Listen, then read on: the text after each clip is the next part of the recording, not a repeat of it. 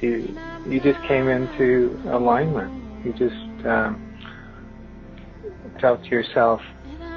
Well, you just came into grace, is what it's called, where you are not pushing out against the world anymore. You are. You feel home, right?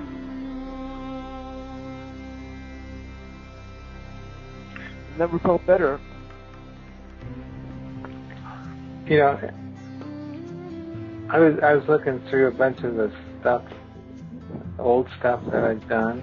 You know, but different ways you go into your deeper self is, you know, through poetry and or music, you know, or art. Do you do any of those? Do you have any art or talent you enjoy, or you know, sports or anything like that?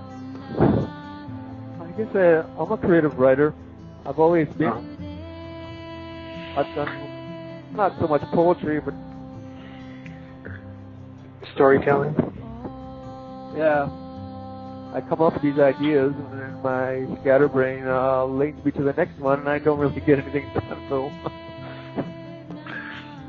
Well, that's when you start speaking from your heart, when you start working in the world of art, and even just, you know, experiencing and enjoying it, or like, you know, what Dixie did yesterday, where she just went out into the forest and just was just like a little elf out there having just the most fun. I mean that affected you, right? Hearing her story. That was very touching. Yeah. Yeah, because sometimes we try to grow up into something that we don't want to be, you know. We don't want to be angry, pissed off, you know, person. You know, but we want to have fun, right? But I was focusing so much on those things that the things I didn't want, that I brought them about, right? Well, it is a world of inclusion. The law of attraction works by including those things in your life and bringing them closer to you that you think about all the time. So you get what you want and you get what you don't want. So the best thing to do is because you get what you think and feel.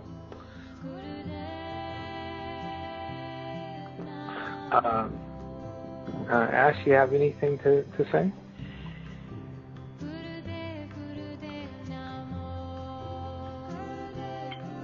Did I lose you?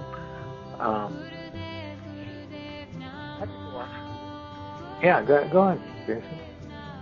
It's your forum. So I was going laughing, I was laughing at everything, and then tears just pouring out.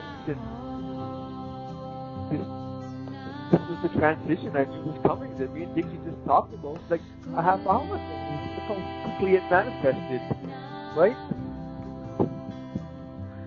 And this is the second crazy experience I've had with Dixie. A few weeks ago we were chatting, and she was helping me, mentoring me, and I told her that I felt my head was all tingly, and she said the same, but the next thing you know, we're having this like telepathic chakra opening, and it's amazing.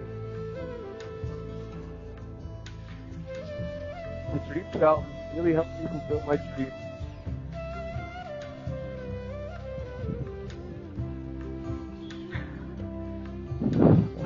I was laughing so much, I felt so joyful, different, better. And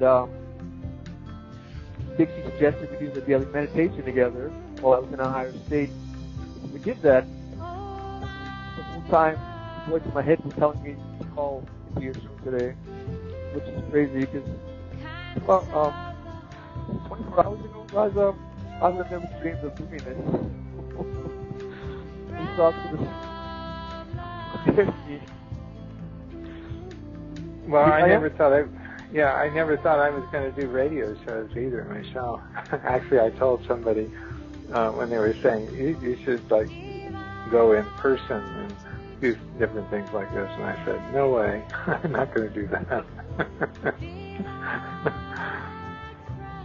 I created the gold ring as an art project. I was learning how to record and put audio on websites and things, and was doing interviews with people, and they got busy, and so I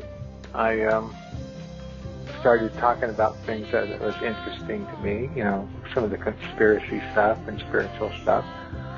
In fact, since 1991, I've been working with the internet, or before the internet, actually. And when we had BBSs, which weren't part of it, we didn't have I used them. Yeah. And so I've always been, playing around with this, communications and being, kind of a teacher and stuff, and not in a regular way, but doing, it from a different level. And so this works really good for me, and it looks like it might work really good for you. Yes. Feels good. So we should do it more, right? Yes. I realized that all the laughing I was doing was keeping my fear at bay, right? Yeah. I'd have these tears, and I'd feel sad or scared, and I'd start laughing, and then everything was better. And I felt that my inner child was now protecting me with the laughter, keeping my fear at bay, where it was the other way around just a second ago.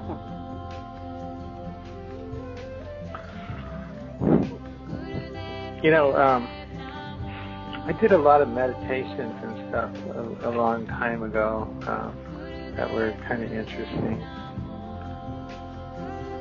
And it's being able to help people find their path is really an interesting process. It really helps you because you learn what you teach. So when you're a teacher, it's about learning how to do that. Is learn from what you're actually teaching. I wrote this in 1991. Or no, 1990, this is 1999, I guess, that the Aquarian age demands transformed thinking, that religious dogma is obsolete, the world is in a transition phase. All the negative concepts of the Piscean age of unworthiness of humanity, suffering, the bondage of flesh, original sin, apocalypse, judgment day, and mythic delusions are over. The positive light of the Aquarian age is rising on a platform of equality, freedom, balance, and creativity.